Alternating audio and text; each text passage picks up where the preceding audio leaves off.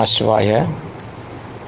உலகத்தில் தோன்றிய அத்தனை குருமார்கள் திருவடி பணிந்து இறப்பிற்கும் பிறப்பிற்கும் இடையில் இருக்கக்கூடிய இறைவனை வணங்கி அனைத்து அடியார்களும் நன்றாக இருக்க இறைவனோட வேண்டுவோம். இன்றைக்கி நிறைய பேருக்கு குலதெய்வங்கள் வணங்குறது எப்படி, குலதெய்வத்தை வீட்டுக்கு எப்படி அழைக்கணும் அப்படிலாம் நீங்கள் கேட்டிருக்கீங்க. அதுக்கு முன்னாடி குலதெய்வ அழைப்புக்கு பூஜைக்கு முன்னாடி ஒரு சின்ன பதிவு. இந்த பதிவு பார்த்திங்கன்னா குலதெய்வம் மட்டும் இல்லாமல் அந்த ஒரு வீட்டில் நீ குடியிருக்கீங்கன்னா அந்த மண்ணுக்கு சொந்தமான கன்னி தெய்வங்கள், அந்த வீட்டில் இருக்கக்கூடிய தெய்வங்களோட பரிபூர்ண அருளாமல் இந்த வழிபாட்டு மூலயமா நம்ம அடையலாம்.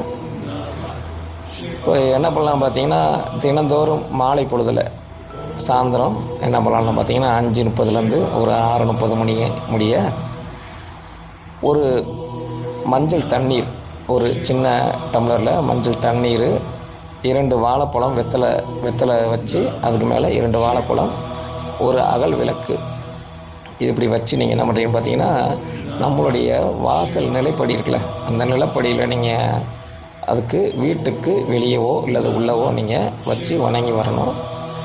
அப்படி வணங்கி வரையில் என்ன பண்ணணும்னு பார்த்தீங்கன்னா, உங்களுக்கு அந்த தெய்வம் அந்த வீட்டுக்குள்ள நடமாட்டில் உள்ள தெய்வங்கள், கன்னி தெய்வங்கள், வீட்டு தெய்வங்கள் எல்லாமே உங்களுக்கு அனுகிரகம் செய்ய ஆரம்பிக்கும்.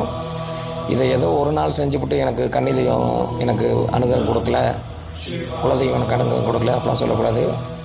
ரெகுலராக பண்ண உங்களுடைய வீட்டில் சகலவிதமான துன்பங்கள் நீங்கி சகலவிதமான இன்ப நிலையை அடையக்கூடிய வாய்ப்புகள் உங்களுக்கு கண்டிப்பாக கிட்டும்.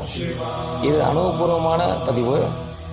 அடிவரால் நீங்கள் முயற்சி பண்ணி பாருங்கள். குருவே நம சிவாய.